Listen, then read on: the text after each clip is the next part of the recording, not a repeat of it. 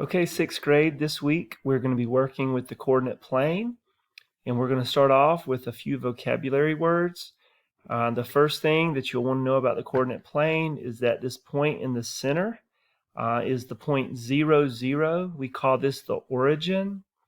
We can use the coordinate plane to plot points for geometry.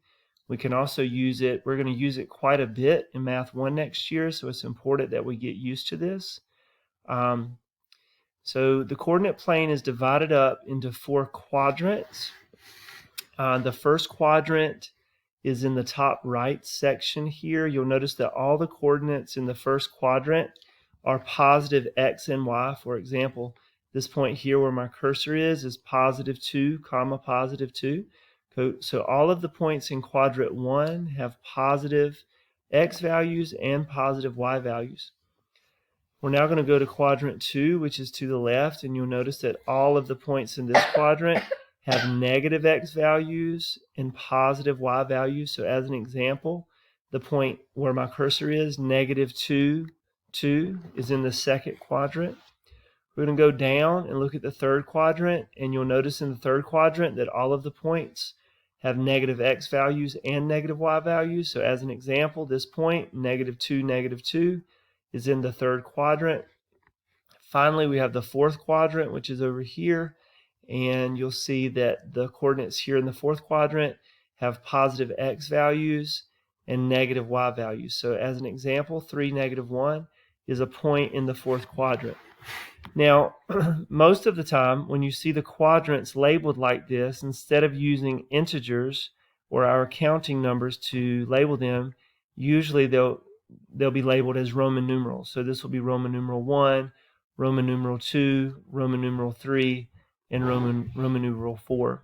So this week, our lessons are going to be focused on plotting points on the coordinate plane and also building shapes on the coordinate plane and finding perimeter and area. So I'm going to scroll down. Here's an example of a problem like you might see. So we've got the coordinate plane here, and there's a square on the coordinate plane. And so you might be asked to find maybe the distance between points. And so the distance between this point and this point, you would literally just count the number of spaces. So this would be 1, 2, 3, 4, 5, 6, 7, 8, 9, 10, 11 spaces between these 2 points. So 11 spaces. Remember to count the number of spaces and not the number of lines. Sometimes that'll throw you off if you're not counting the number of spaces. If I had to find the perimeter of this, I would count the number of spaces on each side. So again, there would be 11 here. And then if I look at the top, I have 1, 2, 3, 4, 5, 6, 7, 8, 9, 10. So that shows me this is not a square, but is a rectangle. And so anyway, to find the perimeter, I would add all of these sides up and call that the perimeter. I hope this helps. If you have any trouble or any questions about the freckle assignments or any other assignment located within this module, just reach out through the discussion boards. Thanks, guys.